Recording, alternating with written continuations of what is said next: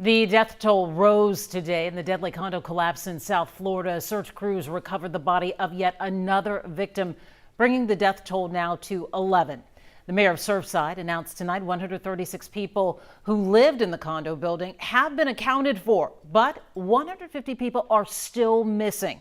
However, crews say this continues to be a search and rescue mission because they say there is still reason to hope. There's certain areas that we have not gotten to, but we've been able to place cameras that seem to have large enough spaces, voids, that occupants may still be in there.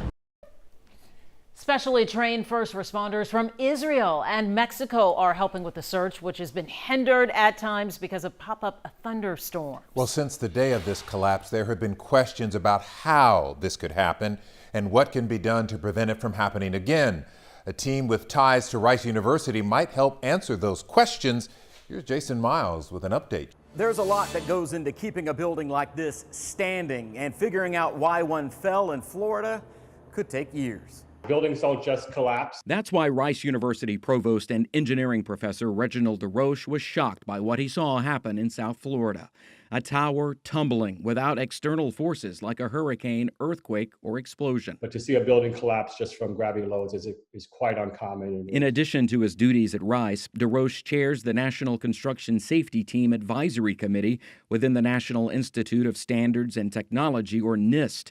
That's the federal agency that's assessed a number of catastrophic incidents, including an extensive study on the World Trade Center disaster. They conduct studies of building failures with the goal of making changes, understanding why buildings have failed, and making changes in building codes to ensure that those types of failures don't happen in the future. DesRoches does not anticipate going to Florida himself, but will later help review any findings of the team currently on the ground conducting a preliminary study. And I know they're very cognizant of the fact that there's an active recovery and response taking place right now, so they're very sensitive to that. He says it's apparent the collapse began at the bottom of the condo building, and there is potential evidence of ongoing structural issues. But finding the facts without guessing is what investigators are trying to do. We just don't know at this time, and I don't think any of us want to speculate why it may have collapsed. NIST is one of at least 2 federal agencies on the ground in Florida. State and local investigations are underway as well, as is the search for any signs of life.